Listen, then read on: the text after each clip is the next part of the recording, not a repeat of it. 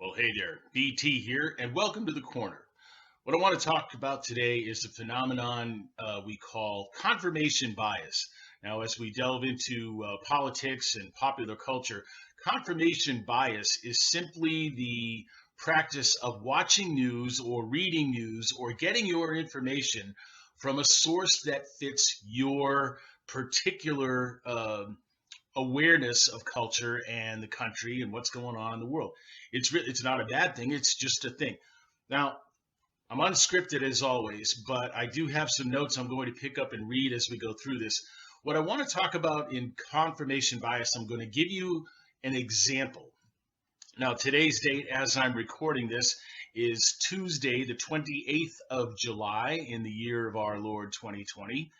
And yesterday, there was some big news in a lot of the media covering some remarks made over the weekend by a U.S. Senator from Arkansas by the name of Tom Cotton.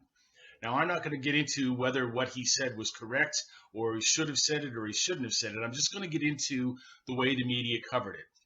I selected 3 different articles from doing a quick internet search on Senator Cotton's remarks.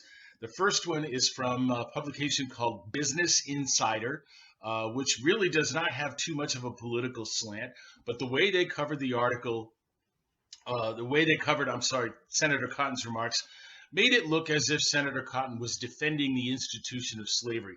What Senator Cotton said and what he meant basically are that at the time of the founding of the country, when the framers of the Constitution got together to hammer out the details of the Constitution, they knew that in order to form the Union, what became the United States of America, that if they insisted that slavery be outlawed, that the Union would not have been able to form. The Constitution would not have been ratified.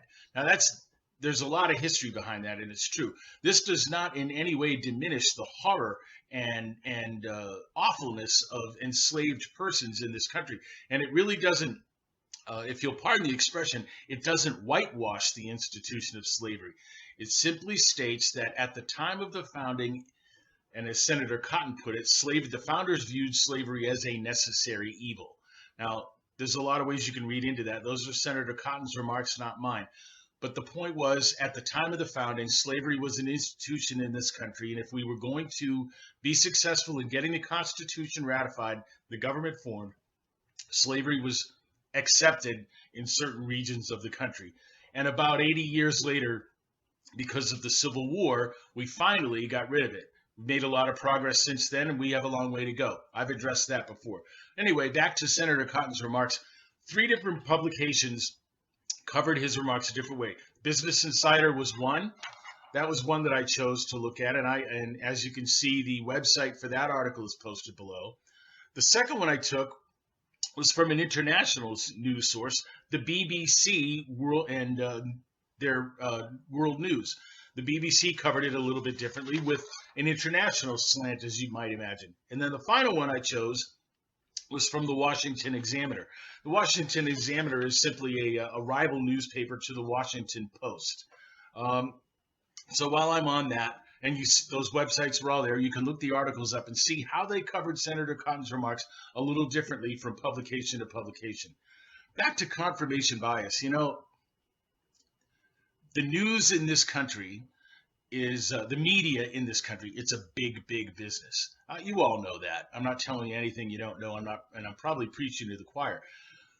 But those media outlets will do anything they can to get you to spend your time watching their particular spin, their particular take, their particular broadcast or printing of the news. Now, there's the mainstream news media outlets on broadcast that we're all familiar with: ABC, CBS, CNBC, CNN, and this is just alphabetical, Fox, MSNBC, NBC, and PBS. And then you get into some other broadcast networks that maybe have a different kind of a slant to them, such as Newsmax. And then there are printed publications. They all have their particular way of giving you the news. The New York Times, opposed sometimes by the New York Post. The Washington Post, opposed by the Washington Examiner or the Washington Times. And then you've got a lot of different internet news sources, shall we say, and they are dependable or non-dependable in various degrees. Sites like Axios, Vox, The Daily Caller, The Daily Beast, Politico, Mother Jones, Mediaite, The Hill, TMZ, Rolling Stone Magazine, Salon, InfoWars. These are just some of them. BT personally likes to get his news from different sources. Now, BT has his own confirmation bias. There's no doubt about that. But BT forces himself to watch and listen to news from sources that don't confirm his bias, that in fact challenge it, and in some cases either make BT roll his eyes or shake his head in disbelief, and once in a while will make BT go, I hadn't thought of it that way. I hadn't seen it from that perspective.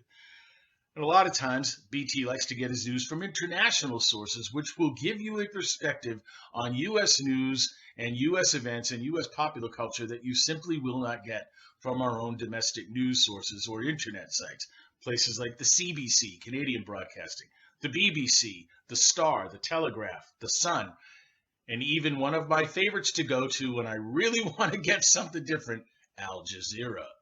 So, confirmation bias. You get your news, you watch your news, you listen to your news, you read your news from sources that are comfortable to you because they make you feel like you're getting the news that confirms the way that you see the world and the way you believe things the way they are. BT is here to tell you, hey, that's because those companies, wherever you get your news from, makes you feel better about yourself, and they want you to watch and buy the products that are advertised on their networks or in their publications or on their websites. It's a big, big business. They will do whatever they have to get you to watch, listen, read them. It's that simple. So what's your confirmation bias? Who are you giving your money or your time to? Who's making money off of you by watching their sites or their news or reading their publications? It's all a big business. And as soon as you know that, and as soon as you recognize your own confirmation bias, and folks, we all have it, the better off you're going to be in being able to discern what's news, what's embellished news, what is in fact fake news, if you want to use that term, and what's complete fertilizer. All right, I've gone on long enough. Have a great day, everybody. I hope you're safe and well wherever you are. Until next time, from the corner, this is BT, unscripted as always, signing off.